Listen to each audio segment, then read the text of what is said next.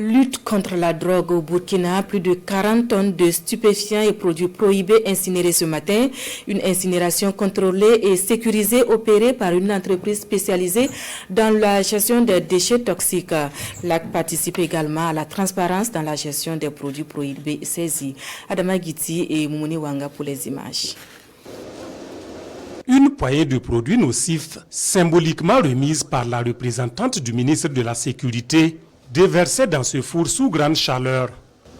Dans cet incinérateur, la drogue devient de la cendre en seulement quelques minutes.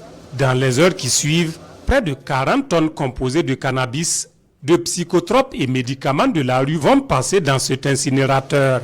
Une opération à double connotation pour le Comité national de lutte contre la drogue. Un message que nous lançons à la communauté internationale, surtout aux trafiquants.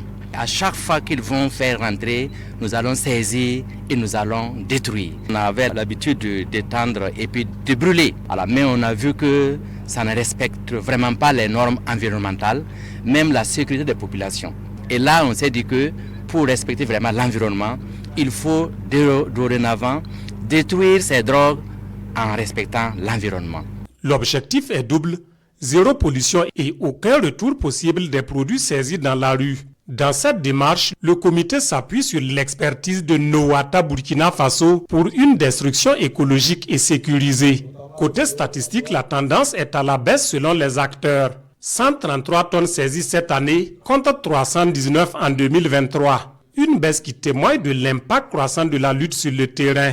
Je voudrais ici rendre un hommage appuyé et solennel aux forces de sécurité intérieure, notamment la police nationale, la gendarmerie nationale, les douanes et l'ensemble des services spécialisés. Par leur présence quotidienne sur le terrain, leur contrôle, leur opération de démantèlement des réseaux et leurs actions de proximité, elles constituent le premier rempart contre la circulation et la distribution des drogues sur notre territoire.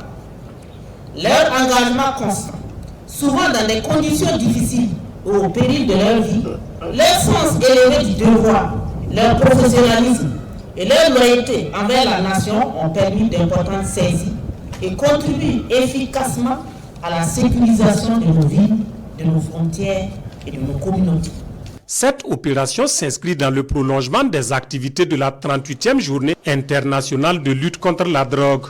En réduisant en cendres ces produits d'une valeur de près de 4 milliards de francs CFA, le Comité national de lutte contre la drogue lance un message clair. Le trafic de ces produits illicites ne passera pas par le Burkina Faso.